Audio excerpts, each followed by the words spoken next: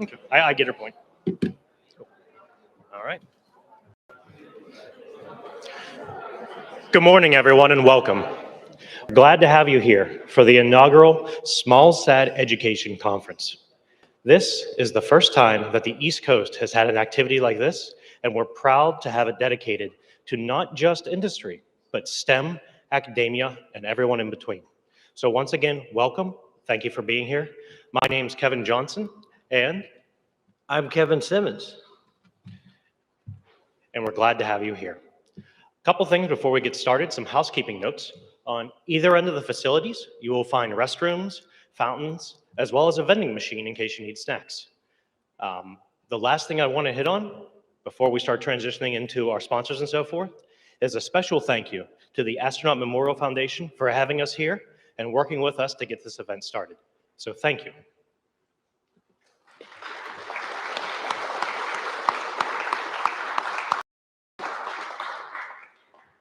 So we couldn't have done this without all the volunteers and everyone from the professional organizations to once again partners in academia and industry, helping us, American Institute of Aeronautics and Astronautics, as well as AIA, have been here helping us from the start to get things situated, supported, and these organizations are dedicated to the aerospace industry, as well as providing mentorship, membership, as well as research, amongst many other things, for students, adults, and everyone of all ages. Kevin?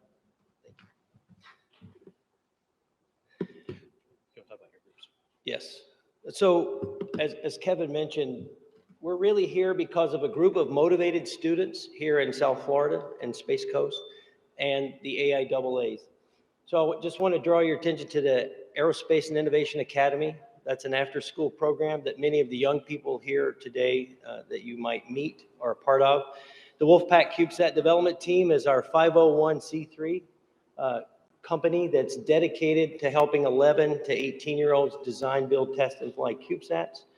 And of course, Blue Cube Aerospace. So between these three small aerospace education-focused companies and our two AIAA sections, we're just really glad you're here. And this took a lot of work, but we're really glad we're ready to go. So let's take a quick look at most of our sponsors. Bartosik Engineering, you won't find their logo, but they were a late addition to one of our, as a corporate sponsor, so we're really proud of them. And when you meet the folks that are here with the different organizations, please interact with them and thank them for being a sponsor. We're really proud of this group of sponsors and the chance to be together. East Coast. Quick backstory, SmallSat conference in Utah is hard to get to. If you've ever been to Logan, Utah, it's off the beaten path. They have a fantastic conference there. The problem I had as an educator is there's not enough content for for pre-college students. And I've been taking students there since 2017. So this conference that Kevin and I sort of created in our minds would be a way to showcase not only the great CubeSat work that's on the East Coast, but do it in a place that makes sense here at Kennedy Space Center. And I'm really happy that we have folks as far away as Peru that are attending, and we've got a massive group from, is it Michigan? Wisconsin, Michigan.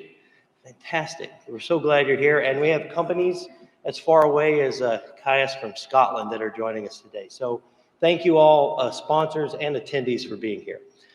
Very quickly, you should have there's a schedule on the webpage, smallsateducation.org. You had the opportunity to pick up a program, a little one-page program when you walked in, and this is our schedule for today. Just to let you know, our goal was to have lots of short talks and then breaks where you could network, but I really wanted to get as many undergraduates in front of you to share what they are doing so that younger students can see, hey, in 5, 6, 7 years, this is where I want to be. So that's sort of the goal, is to really showcase the younger students working on the small sats, thin sats, and balloons. For those of you that are going to the banquet tonight, we look forward to seeing you in a much less stressful situation where we'll have a guest speaker, Mark Bontrager from the Space Force, who'll be presenting out of Patrick Space Force Base. And tomorrow's schedule, we have 2 QR codes. Feedback on what we can do, what you enjoy, what we can do better, And we're looking for some committee chairs for next year, as we're going to have at least 4 or 5 sessions.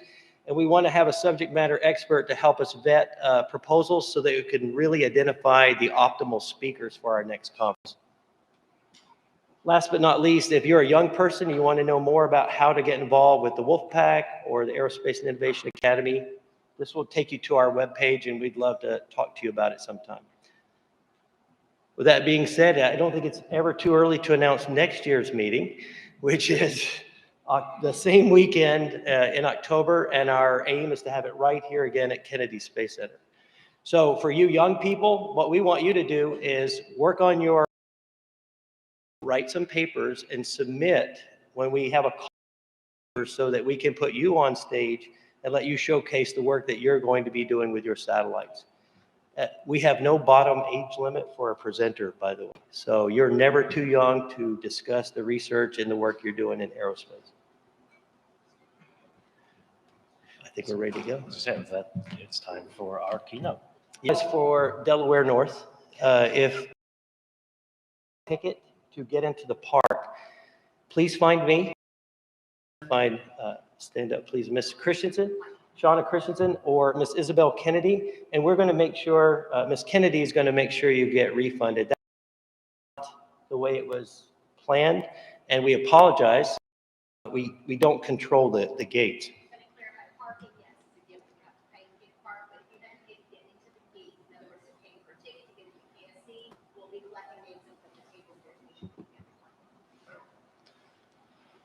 All right, I think we're ready for our keynote. So any last comment? I do not. Other than I'd like to also announce, if you take a look over here at our AIAA table, not only do we have business cards for membership, one thing of note, especially there, is that high school students do get a free membership. But in addition, we also have, as advertised on some of the websites, our raffle for the 3D printer, which is currently running free. So if you would like to stop by and get a ticket, please feel free to join us. That's it. Thank you.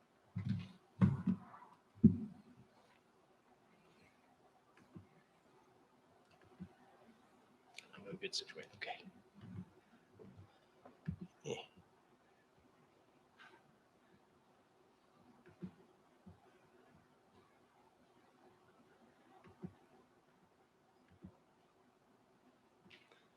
Okay, slideshow. We got this. All right. So I'd like to, it's my great privilege to introduce our keynote speaker today, Dr. Jen Kang. I've known Dr. Kang for about 12 years. When my friend John Moore and John, I believe, probably introduced me to Jen, Dr. Kang, he was a professor at Drexel University at the time. Currently, Dr. Kang is a professor at the United States Naval Academy, where he really leads the aerospace program related to building the small satellites. He is a tremendous human, and my hope is that you'll get a chance to meet and speak with him this weekend. So at this time, I'd like to introduce Dr. Jen Kang.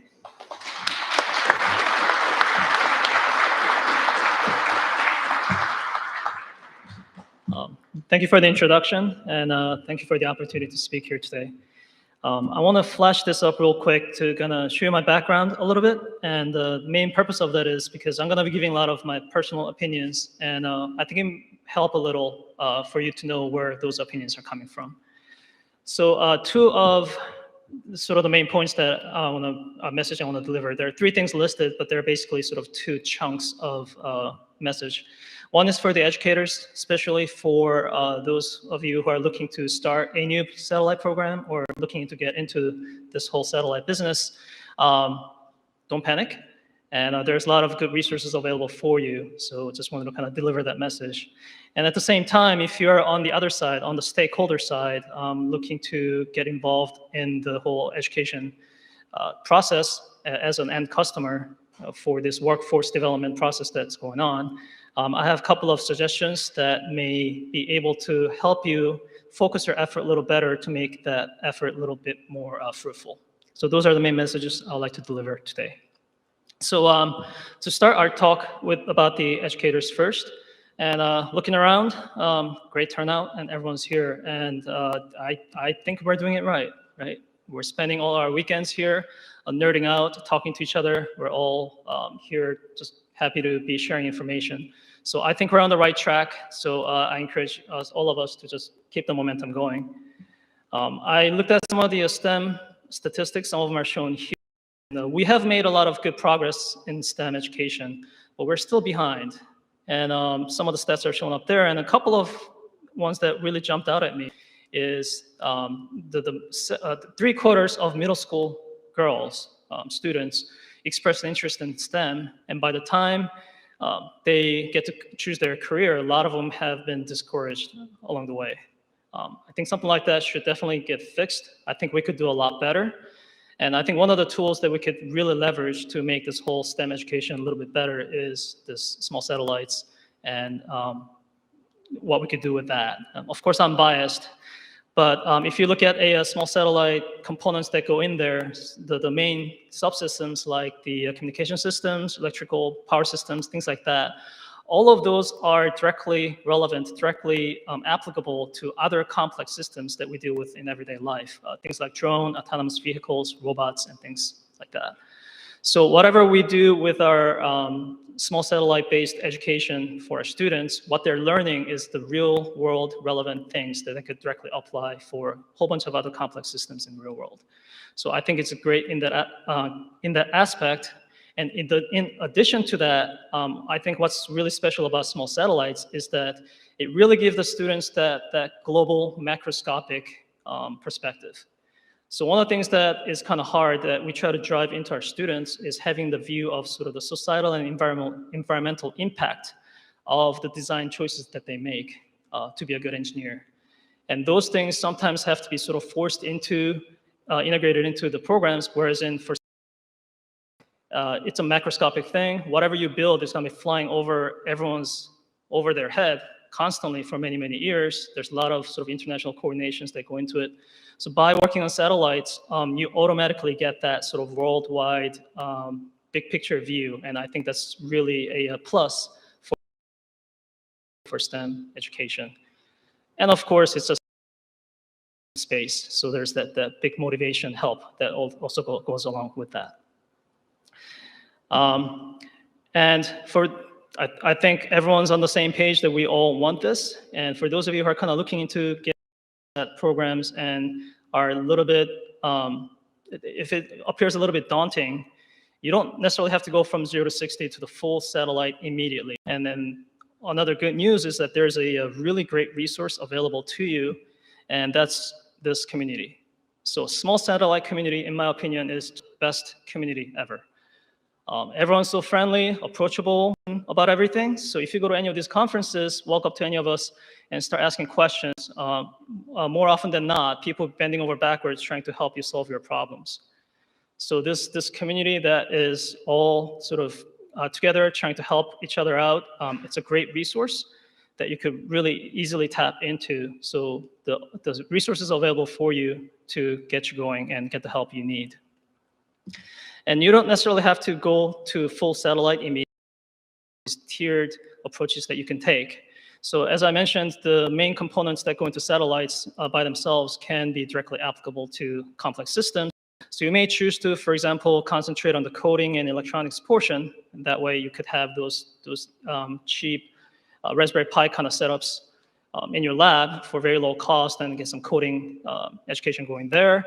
Or if you want to do some, maybe build a ground station, simple ground station, and start making contacts with the satellites that are already up there, maybe you could do that. If you want to build a CubeSat models and test out different components, you could put that on the drone, altitude balloons, all kinds of options available to you. So again, don't get intimidated with the sort of full, expensive NASA-grade satellites that you see pictures of. There are a lot of things you can do along the way. To give you a quick example of some of the hardware is available for you, to you for those kind of education. There's an example of a cube system, acquire, analysis, apply. I like using this kind of kits because this is what I call school-friendly. The ones that go in here, as an example, are just commercial off-the-shelf, tens of dollar things that you put together. You don't need any special equipment or anything like that. It comes with a nice manual that you could just follow along. There's a 3D printing involved, so the students can design and make changes to the structures, slap it together, and you have a fully in high schools. It could also be great for universities. So as an example, I'm adopting this system for our sophomore introduction class at the Naval Academy. You can't also go to full satellites at examples of a middle school that have developed and launched their own CubeSat on the left, and then on the right there's a example of a high school team that has fully developed and is going to launch their CubeSat here soon. So again, the resources available, you could sort of pick and choose the system and approach that works for you, and continue to grow the community. So I want to put up some pictures on the big screen so you could see the faces. Those are some of the people and talking and discussing, but there are some of the people that you want to go corner them and bombard them with questions. So Kevin is one of the organizers, and then he's leading the Wolfpack efforts. John is the developer of the A3 CubeSat kit that I showed, and he actually worked with high school students, group of high school students. So there's a lot of lessons learned there that you could talk to them about. Kirsten is the PI for the Thomas Jefferson High School's satellite, and that's going up in a couple of weeks from here. So we're pretty excited to see that. So again, there are a lot of stuff going on in the small satellite education world. So, and our community is continuing to grow. So for the stakeholders and sort of end customers looking into getting involved, I just want to say a few words about some of the suggestions that I have in better focusing your efforts to make that a little more effective. So first one is getting engaged with the students early. And this is obvious, everyone knows this, but I thought it's important to emphasize this one more time here. Instead of waiting for the workforce to get developed and then come join you in your projects, it's very important, in my opinion, for you to engage them early while they're still students. You get to have them involved, you get to influence them, and you get to shape the direction that they go. So it could be in the form of sending some mentors to the school programs and then having them interact with the students early on, or it could be direct sponsorship. But at the end of the day, as these students get developed and come out as a future workforce, they'll be more effective, better prepared, and more capable, and they'll be able to plug directly into the programs that you're trying to run from day one. So it's win-win for everyone involved. So for those of you stakeholders who are looking to maybe sponsor some of these programs and kind of in the process of helping out these school education programs, well, first, thank you. We try to drive our satellite costs down as much as we can, but still, and by the time we get to launch these things, it is expensive. So without the help of all the sponsors, all the donations, free launches, none of this can be made true. So thank you very much. Please keep.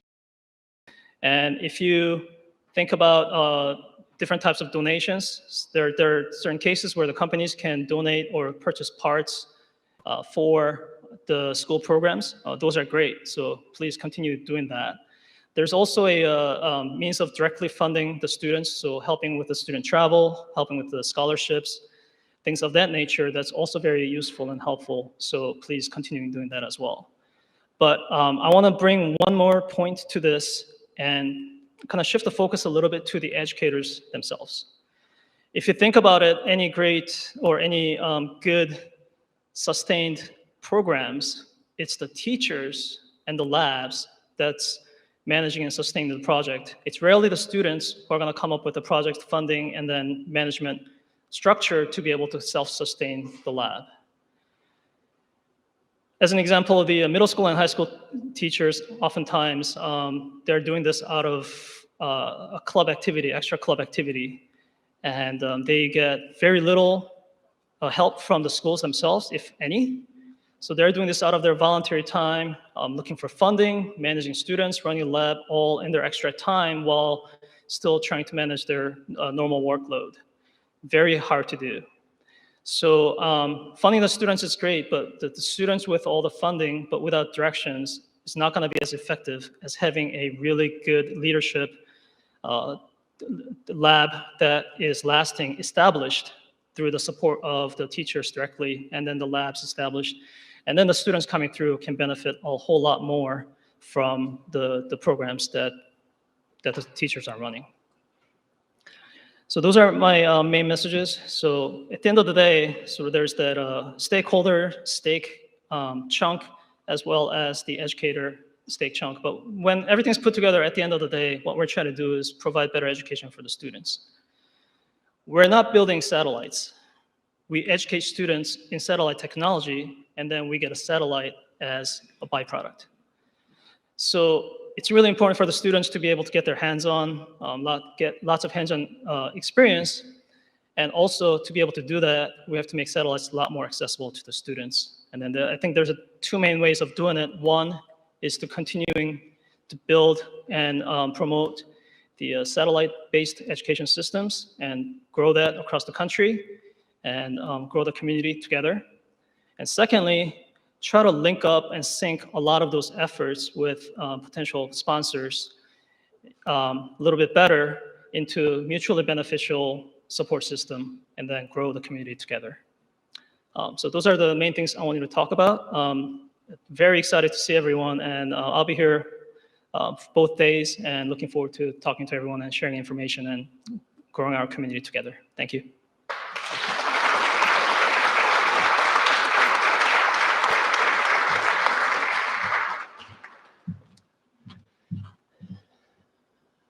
Like all good conferences, we're behind on time schedule. So because Dr. Kang will be here both days, please approach him with any questions you have. He's also making a presentation tomorrow.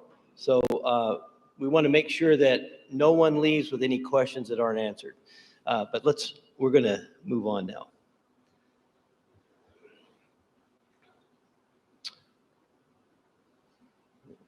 Just looking for the cursor. There it is.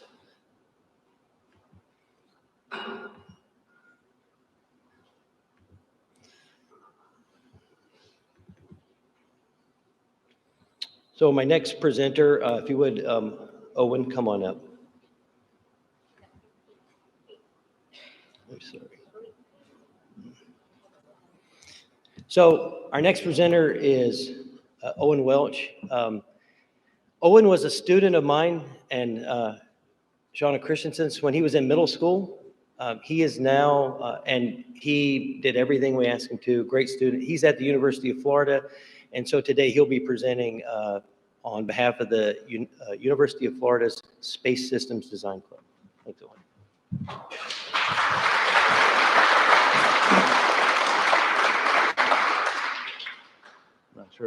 Not sure if the presentation's working, but we'll try it out. As Mr. Simmons said, I'm Owen Welch, and I've had the pleasure of working with small satellites since I was in middle school. And that has honestly been the sole reason that I've propelled my career to where I am today with the Space Systems Design Club at the University of Florida. So I'm going to give you a little bit of history and a little bit of insight into what we do at the SSDC. And yeah, let's go ahead and get started. Okay. So, no, that is not my deck. If I try that, oh, there we go. All right, there we go. So, the mission statement of the SSDC is to provide a community for students who have an interest in space through social events, technical projects, and professional development. And over the next few slides, I'm just going to give you a little bit of history on how they have done this for the past 18 years, which is coincidentally the same amount of time that I've been alive. So the initial project of the SSDC was the inflator brake, which had the concept of deploying a chute on a small satellite in order to create drag and reduce the amount of orbital time, therefore reducing the amount of space debris and the amount of time that it takes taking up space in the orbits that we have. The main parts of this are the ballute, which is cleverly named as it is a combination of a balloon and a parachute, the storage bin where the ballute is held before it is released by the mechanism, which allows a timely and scheduled release of the chute. There's a little typo here on the right side, but it's supposed to say what are the main appeals, which are the fact that it is easily integrated into the CubeSat structure, which you can see in the top right, showing how the storage is just attached right on the top of the CubeSat. It produces a 60% reduction in orbital life from the simulations that they ran, and it has minimal intrusions on the main constraints of a CubeSat satellite, being the mass, the power, and the volume. Now, here you can see some pictures outlining the design from the concept to the actual assembly. You can see in the top left that the volute was originally larger and circular, but changed into a more hexagonal, thin film structure on the right. The bottom left shows the prototypes showing different structural designs, and the top right shows the final assembly of the project. Now, the SSDC took this to the 2004-2005 FunSat competition, where they placed second, and then presented their follow-up design at the 19th annual Utah SmallSat conference in 2006, where they were awarded $2,000 for their work. Following these successes, the SSDC decided to take it up a notch and created the SwampSat, which was their first CubeSat satellite. The objective of this mission was to create the world's smallest control moment gyroscopes to control a pico or nanosatellite class satellite. This would be a pyramidal arrangement of gyroscopes, which would create 4 different points of torque, which creates one generalized form of torque to control the actuation of the satellite. The actuator is known as impact and took up roughly 60% of the satellite.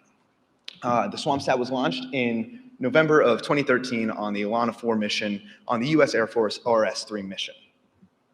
At roughly the same time that the SwampSat was being brought to life, the EDUS, or Education Utilizing CubeSat Experience program, also debuted in 2010, which recognized the similarities between the K-12 system and the systems engineering processes that are used in the industry, and decided to overlap the two by creating reviews for transitions between activities and assessments for transitions between lessons in the K-12, and then applying these to also the post-secondary schools. The main focus of the system was STEAM activities from beginning to end processes, from kindergarten all the way to thesis work. Now, following the success of the SwampSat and utilizing this new education program, the UF SSDC decided to launch into the SwampSat 2. Now, generally, for very low frequency or VLF waves, measurement is done with monopole or dipole radios on the ground. However, the SwampSat 2 utilized the idea of creating space-based measurement of these waves using a 4 meter by 4 meter loop antenna in space, and then creating a precedent to collaborate these space-based measurement systems with the ground systems that were already in place. Now here, if I can get it to play, maybe not. So this shows the orbit of the SwampSat and how it interacted with the ground-based systems to measure the VLF wavelengths. And this slide will show the boom deployment of the SwampSat 2 as it expands its boom for the 4 meter by 4 meter loop antenna. Oh, let's do that one more time, I guess. At roughly the same time as this launch, the small satellite design team decided to rebrand themselves into the Space Systems Design Team, as they thought that this better encapsulated what they do as a club. This would greater facilitate research, design, and development that not only works with the small sat community of the aerospace industry, but helps to grow the community as a whole. They have multiple design teams that work and have clubs from many different disciplines within the college, whether it be mechanical, aerospace, electrical, or generally any discipline that wants to work on the project and is willing to do the work. The first design team that I would like to talk about is the CanSat, which is a national competition that takes students from the design to the launch phase of an aerospace system within 1 summer. The competition, like I said, covers the full life cycle of the project from design to flight demonstration, all within a couple of months. And the UFSSDC was selected for the flight demonstration in Texas in the summer of 2017, and recently selected over the last summer to fly again. Now, in the bottom left of the screen, you can see generally what a CanSat looks like. It's the size of a can of soda and flies a payload of a PCB board, which you can see on the right side of the screen.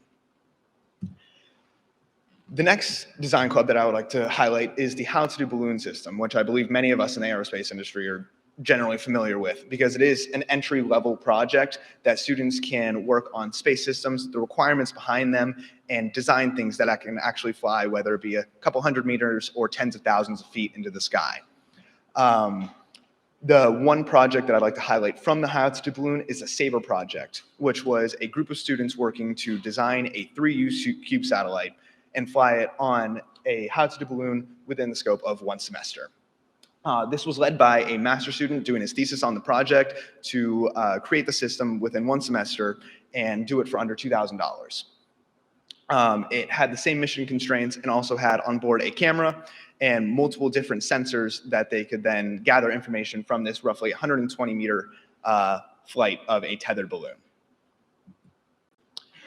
During this time, the SSDC also has Keynote Speakers, which allow the students to engage with and learn from professionals in the industry and greater help them understand what they're getting into with their majors and the projects that they want to work on. A few of many you can see on the screen here, and the students just generally enjoy this opportunity to speak with those who can help them further their field.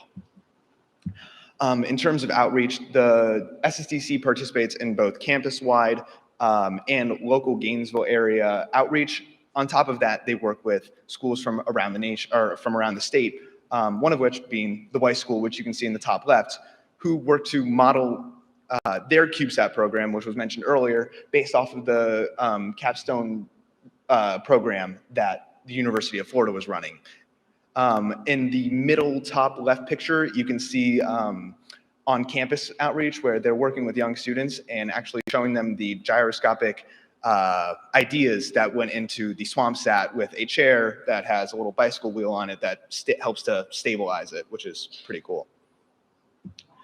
The current projects of the SSDC include 2 CanSat teams, which are working on the same project that I showed earlier, but working to advance the ideas and the payloads that they're launching, and a CubeSat development team, which is currently brainstorming their ideas and zeroing in on something around orbital debris collection. And that is where I'm starting to work now as a freshman in the club.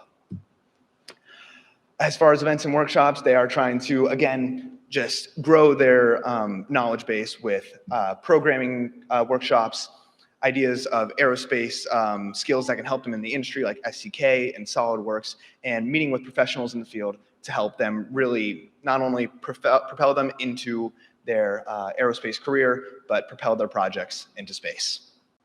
And that's where I'm going to cut it, so that way we keep a little bit of time for the next presentations. Thank you.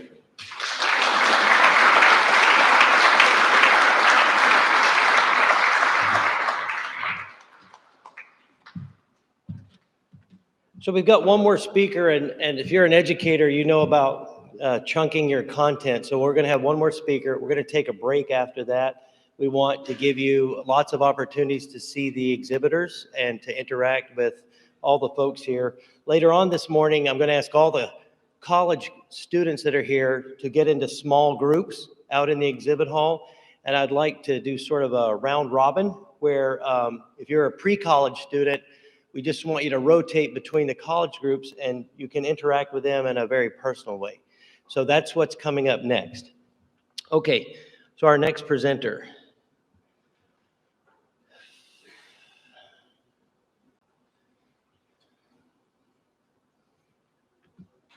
So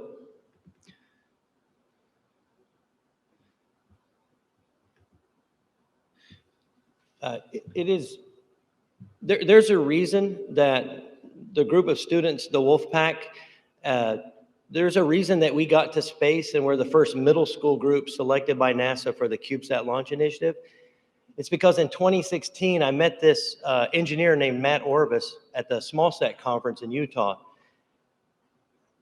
They already had about 18 items on orbit at the time. And I knew they had some flight heritage, but they were also a company that was small enough and they were willing to work with us and teach us.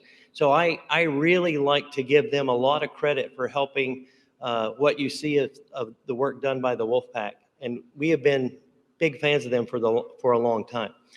So today, I'm really, again, it is my honor to introduce the fellows from NearSpace Launch and NearSpace Education. It's Matt Voss and Brandon Pearson and John Pugsley.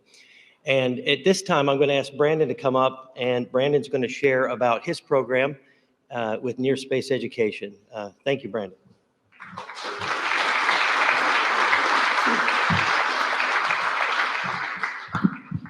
It's morning. It's good to see all you guys here, and thank you, Kevin, for everyone involved in putting together such an incredible thing. As an educator who has been involved in education the past 8 years, these are the kind of things I wanted my students to participate in. These are the kind of experiences I wanted them to gain. And as someone who loves seeing students interact and get prepared for what it is in the real world, this makes me so happy and proud as an educator to have you guys as students the opportunities to learn this. So students, don't take this for granted. The opportunity you have to learn from people who have gone before you, who have gone and walked in the steps that you're going to go in beforehand, because it's so easy to get caught in what we're in. But there are so many people that are going forward that want to share the knowledge they learned and want to see you set up for success. And that's a lot about what we have with our company too. So as I said, my name is Brandon, and I have spent the last 8 years working as a high school and middle school science teacher. And I first got involved in the whole aerospace industry when I was seeking more ways for my students to engage with real world problems and real world examples. My avenue was to jump in using high altitude balloons. And I'll be talking more about that during the lunchtime today and what that looks like a little bit. But I also had the opportunity through my school to get involved in the space sector through the launch of a ThinSat as well, which we'll be sharing a little bit more too. So we don't need to share about the needs relating to STEM education. That's well known. In fact, we're speaking to a lot of the experts here in that, because as educators, you've led the initiative in a lot of ways in that in terms of these schools. When we talk about back in some of the reports that have been released, back in 2018, the ACT came out with their report saying that only 20% of students had met the expected standard to be prepared for undergraduate and graduate level science and math requirements. On top of that, we also have the reports that come out that says the U.S. Bureau of Labor Statistics saying that over the next 10 years, we're seeing an increase in the workforce of STEM, double that compared to the regular workforce. So the need is there. But how do we go and prepare people to be able to go and to step into those roles so they're successful at the university level, at the college level, and ultimately back into the university, to the workforce later on. So we're hoping just to be a little bit a part of that, to better prepare students for to equip them and to engage them for what they need. So a little bit background, what we have. This whole group with NearSpace Launch started back over the last many years, and it had been in the works prior to their first satellite launch back in the 2014 area, back in the last 6 to 7 years. The two co-founders actually came out of the education setting and were very passionate about going and helping university students engage in learning. And in 2014, while at Taylor University, they helped the students there go and assemble and build and launch Indiana's first satellite. From there, NearSpace Launch was born. And since then, NearSpace Launch has continued to work with universities, commercial partners, government organizations to assemble, build, and launch small satellites, different CubeSats, and then also supply the parts. So up to date, there's about 800 systems and subsystems for either systems or parts that have been flown now in outer space. 100% in terms of those contracts that have been, the products that have been made from government and also commercial products. 100 plus satellites that we were able to celebrate this last summer. And then also one of the two that my school was able to involve in when I was still teaching full time was those STEM constellation launches that were taking place as well. But like I said, a big heart of NearSpace Launch and the educators that have been leading that in terms of the two founders has always been finding ways to go and to help educators and help students get involved in this. So this past summer, we went, and it's been in the works the last couple of years, but we now are starting this group that's called NearSpace Education. And this has been in the works for the last few, but we're really excited for the full launch of this that we had at our kickoff event this summer. And we had the amazing opportunity to do our first space camp as well with the group of students that are in this room that came up to Indiana, participated with that. But the whole mission of NearSpace education is to inspire and to engage and to equip. By inspire, you heard the statistics given by our fantastic keynote speaker talking about students who don't feel equipped to go into STEM or aren't encouraged to go into STEM in the first place. They don't see the access that's available to them. And as a teacher, I've always been really passionate about showing the real world and the ways that they can engage in it with them. So giving students opportunities to participate in things that aren't normally available to them. And then also the other equipped. So the students that are wanting to go and major into STEM to go and they want to use this into part of their career later on, give them be successful both in their undergraduate, grad work, and then into the workforce later on, whether it be those 21st century skills or the engineering design process skills that are a crucial part of this as well. So some of the things that we've gone and that we've done is we do the high altitude balloon kits and balloon training. And we have a couple of the groups we worked with before, the Michigan School, which is so good to see here. We had the chance to be working with them and the incredible stuff that they're doing as well. We got a chance to launch a number of things, like you said, finding ways to get kind of that entry level into this things with our circuits and programming resources, the STEM satellites that you'll be hearing a lot more about later on in terms of those ThinSat launches that took place, and then also with the space camps that just started in as well. So a big part of this whole thing of what we're talking about with our pathways to space is the ultimate vision is to see as many students as we can get to be into outer space and interacting with the opportunities to get to outer space. But for a lot of educators, there's these hurdles that present themselves to get to it. At the time that I got involved in here, I was teaching 5 different classes, coming just out of the COVID pandemic, and the idea of something else added on to create really got to be overwhelming. And I was able to work really, really well with the fantastic people at NearSpace Launch at the time to go and help put together some of those initial resources needed to make the process a lot less overwhelming and much, much more doable. So that's kind of the goal we have here is what additional curriculum, what additional support, what additional tools can we work with and partner with schools to help lower this overwhelming task in the place. And there's a few different things you'll see here on the side, and I'm going to talk more about these in just a little bit, but this is also meant to be a model where people can plug in depending what their need is at that time. So even if it's just starting at a very basic level, talking about programming and circuit building, you know, our engineers that we have at NearSpace Launch that are designing satellites, it all starts on the workbench. It starts with tinkering and playing out, whether you're talking about sketching out an idea or doing some of the programming and assembly right there. That's happening before anything else. So there's crucial skills that are just started in that initial design process. Or maybe you have something in place and now you want to go and have a really cool opportunity to collect some data and you fly it on a balloon. Or let's jump in, and I'd love to get to see something in outer space, and taking that, and whether it be on a ThinSat or another form of small satellite, or even to the CubeSats that we become very familiar with as well. So break that down a little bit more, what those different steps look like. I'm going to come back to this later.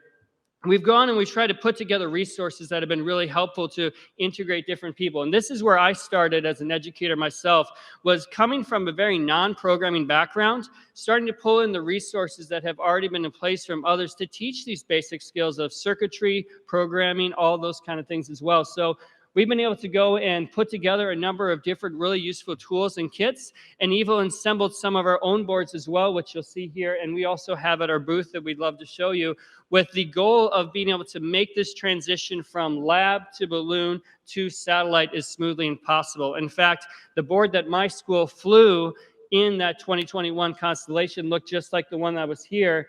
And that was a board that I was able to show the students in the classroom. We flew it on the balloons for a test, and then eventually was able to fly into space with very little additional work that was needed in that time. And that really gave us the flexibility there to go and do the work. So that's part of what it is in terms of that entry. What is that first stepping stone? That's what we're looking at here with that lab-based learning. From there, taking it to the level that really excites me. And this is where my school got more involved, and that's sending it up on a balloon. So a really, really cost-effective, low-maintenance way of collecting really amazing atmospheric data, and a great way to keep walking through those steps of the engineering design process. A lot of the satellites that we test for commercial use, we fly in balloons first anyway, because it gives us a great testing platform. So taking the sensors that we developed, taking the skills we have, and challenging students to come up with the conditions and come up with the payloads and come up with the sensors that are needed to go into meet the challenges that you're going to face in these kind of environments. If you're going 100,000 feet up in the air and you're exposing yourself to those temperature ranges of ground temperature to -60 back again, UV exposure, jet stream winds, pressure, all those different things as well. So I found this to be a fantastic avenue to go and to really get my students engaged in real world applicable learning that had a direct solution because of how it fit in with the aerospace industry at the time as well. So this is something for those of you as educators as well. I'm going to be sharing a lot more about my story behind this during the luncheon time, about how I got involved, what tips and tricks we've learned through the time, some fun pictures, a little bit of footage from that as well, and just what are the ways to get involved in that. And then if those of you who either are looking at starting a program or just some additional suggestions, happy to share what things we've learned from that. But like I said, our ultimate goal is to hopefully go and be able to see people get into space. And this is where NearSpace launch and NearSpace education, because NearSpace education grew out of the corporate world of NearSpace launch, has such an amazing connection, because we're able to work with the technology that they have developed to be able to go and get that back into the students' hands. A lot of times when we're talking about these assembly of CubeSats, we're talking about assembly of these projects, we're talking about multi-year processes, which is understandable because of all the conditions. My school was able to go and get involved in this process of an actual launch in just one semester because of the things that they had in place there. And the goal is, can we get students through the entire process in the time that they're in their actual classes? Can we get them started with the design, the testing, and launch in space within that much, much shorter time frame, whether that be using small educational satellites like the ThinSats here, which John Pugsley from NearSpace Launch is going to be sharing more about the amazing capacity that those have tomorrow, or through here called Troop, which we also have on our booth for you to see as well. Ways to be able to go and lower the costs, lower the requirements if you're talking about licensing, environmental testing, all of these overwhelming factors to get stuff into space. Lower all of that to make it an easier stepping stone for groups. And that's the things that gets me the most excited. Is these are the kind of things as an educator that made a difference for giving my opportunity to students. And I want to see more students involved in this as well, partnering with what the educators are doing, letting the students learn, and then just providing the extra support to go and to finally get that end product up into outer space. So we're excited about what we have. I'm excited to share a little bit more with you later on. Please definitely check out our booth to see what ways can work. The QR code that's on here, we also have as our booth to a way to collect some information from you. And then if there's particular things that you're interested in, if you're interested in learning more about our lab-based learning, our balloon kits, ThinSat launches, Space Camp. The other big thing to keep on the radar is in 2024, the total solar eclipse is passing through Texas, across the state, right up into New York. And we'll talk a little bit more about that at our lunchtime. But that's the next total solar eclipse in 20 years in terms of path of totality through the middle of the US. And what kind of learning opportunities is that going to connect as well? So like I said, I could go on more about this. But thank you for your time. Thank you for getting up to share this. And it's good to see you all.